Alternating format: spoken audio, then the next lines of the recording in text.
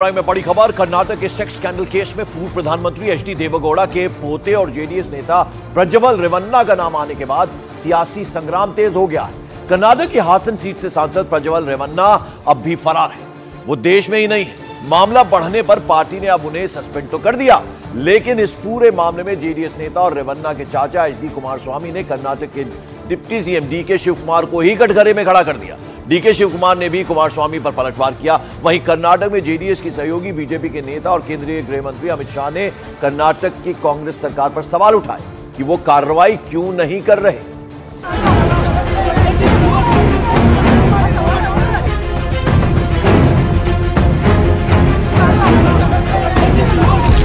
महिलाओं के साथ यौन शोषण के आरोप जेडीएस सांसद प्रज्वल रेवन्ना पर लगे, लेकिन यूथ कांग्रेस के कार्यकर्ताओं ने बेंगलुरु में बीजेपी के दफ्तर के बाहर हंगामा खड़ा कर दिया। ऐसा इसलिए क्योंकि कर्नाटक में बीजेपी जेडीएस के साथ मिलकर चुनाव लड़ रही है। कांग्रेस नेता प्रियंका गांधी ने तो जेडीएस के बहाने सीधे प्रधानमंत्री पर ही उंगली उठा दी।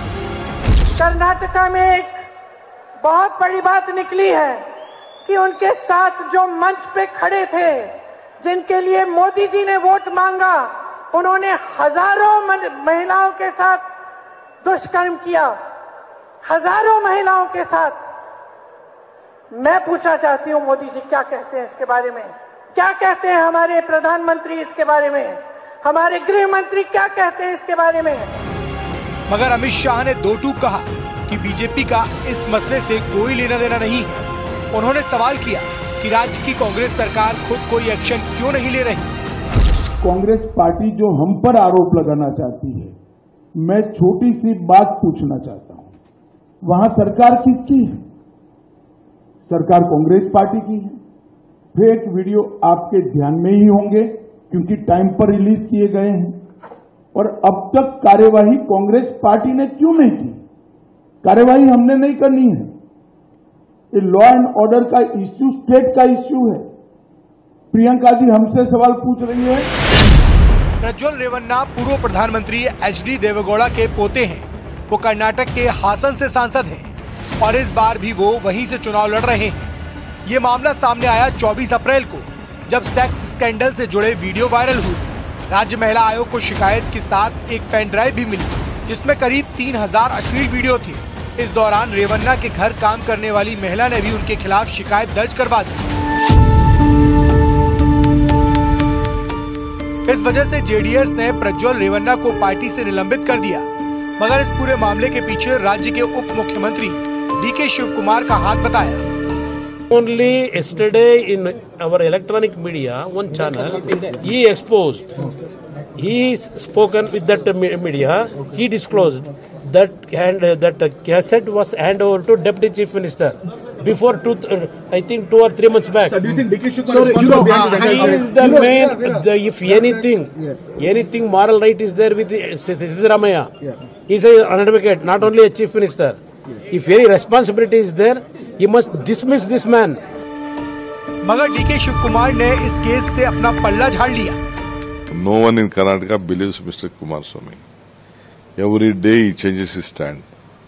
Every day he tries to deviate things. This is his political history and his political story. BJP नेता अमित मालवीय ने भी आरोप लगाया कि डीके शिवकुमार के पास वो पेन ड्राइव 3 महीने से थी, तो तब से कोई एक्शन क्यों नहीं लिया गया। हालांकि मामला सामने आने के बाद कर्नाटक सरकार ने एसआईटी बना दी है और अब मामले की जांच तेज हो गई है। टाटा टी प्रीमियम देश की चाय करता है देश के हर वोटर से एक अपील। इस बार देश के साथ नो कॉम्प्रोमाइज। इस चुनाव में वोट जरूर करें।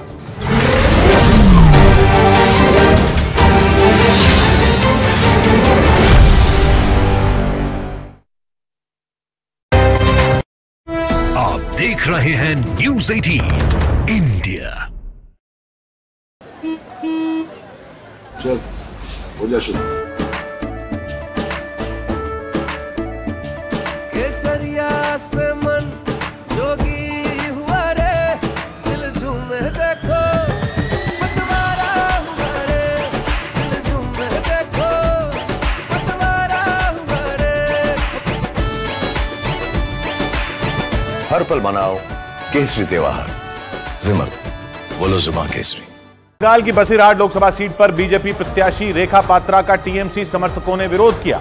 रेखा पात्रा संदेश खाली की पीड़ित महिलाओं में एक हैं और बीजेपी ने रेखा पात्रा को टीएमसी के हाजी नूरुल इस्लाम के खिलाफ मैदान में उतारा है। बंगाल की बसीरहाट सीट पर आखिरी चरण यानी 1 जून को मतदान होगा। इससे पहले रेखा पात्रा ने चुनाव प्रचार में ताकत झोंक दी, लेकिन इसी दौरान उन्हें टीएमसी समर्थकों का विरोध झेलना पड़ा। इन लोगों ने रेखा पात्रा की गाड़ी रोकने की कोशिश की, उसके आगे पेड़ काट के डाल दिया, गाड़ी को घेर लिया। सुरक्षा कर्मियों ने जैसे तैसे गाड़ी को निकालने का रास्ता बनाया तो ये लोग गाड़ी के पीछे पीछे दौड़े। एक आदमी ने जमीन पर पड़ा पत्थर उठाकर गाड़ी पर मार दिया। इस दौरान सुरक्षा कर्मी लगातार रेखा पात्रा को वहां से सुरक्षित निकालने की कोशिश करते रहे, लेकिन टीएमसी समर्थक गुस्से में दिखे। उन्होंने रेखा पात्रा की गाड़ी का पीछा किया और तब तक किया जब तक वो वहां से चली नहीं गई। इससे पहले जब रेखा पात्रा चुनाव प्रचार के लिए पहुंची तो ये लोग एक झुंड में खड़े हो गए, नारे लगाए और रेखा पात्रा को वहां से जाने के लिए बोल दिया। लेकिन रेखा पात्रा उन लोगों के बीच पहुंची। उन्होंने अपनी बात कहने की कोशिश की, लेकिन टीएमसी समर्थकों ने कुछ सुना ही नहीं। उन लोगों ने रेखा पात्रा के वहां पहुंचते ही नारे लगाने शुरू कर दिए और कुछ महिलाएं तो रेखा पात्रा से उलझ गईं। उन्होंने रेखा पात्रा से बहस की। इसके बाद रेखा पात्रा ने भी जवाब दिया और फिर दोनों तरफ से तू-तू मैं शुरू हो गई। बहस खत्म न होती देखकर रेखा पात्रा ने हाथ जोड़े और वहां से निकल गई, लेकिन इन लोगों ने विरोध जारी रखा। पहले रेखा पात्रा का पीछा किया, फिर उनकी गाड़ी को घेरने की कोशिश की, पत्थर फेंकने तक की नौबत आ गई और जब तक रेखा पात्रा वहां से चली नहीं गई हंगामा होता रहा। बसीरहाट पर बीजेपी की रेखा पात्रा का मुकाबला टीएमसी के हाजी नूरुल इस्लाम से होगा। रेखा पात्रा संदेश खाली की पीड़ित महिलाओं में एक है और आईबी की रिपोर्ट के आधार पर उन्हें एक्स कैटेगरी की सुरक्षा भी दी गई, यानी हथियारों से लैस 2 सुरक्षा कर्मी हमेशा रेखा पात्रा के साथ रहेंगे। उधर गाजा पर इजरायल के हमलों के विरोध में अमेरिका की हार्वर्ड यूनिवर्सिटी में प्रदर्शन कर रहे छात्रों ने फिलिस्तीन का झंडा लगा दिया। बीते करीब 15 दिनों से पूरे अमेरिका में फिलिस्तीन का समर्थन कर रहे छात्र जोरदार प्रदर्शन कर रहे हैं। खबरों के मुताबिक वहां के अलग अलग विश्वविद्यालयों में इजरायल के खिलाफ प्रदर्शनों में शामिल करीब 900 छात्रों को पुलिस ने गिरफ्तार कर लिया।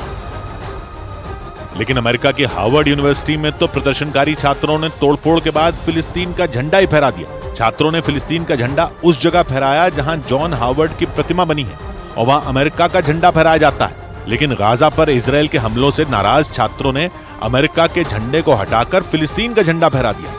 हालांकि बाद में हार्वर्ड यूनिवर्सिटी प्रशासन ने फिलिस्तीन के झंडे को नीचे उतार दिया और इस प्रदर्शन में शामिल छात्रों पर सख्त एक्शन लेने की बात कही। इजरायल विरोधी प्रदर्शन के दौरान अमेरिका के न्यू ऑर्लियंस में छात्रों और पुलिस के बीच झड़प हो गई।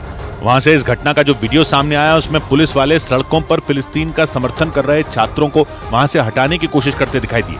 पुलिस ने वहां से 12 छात्रों को गिरफ्तार कर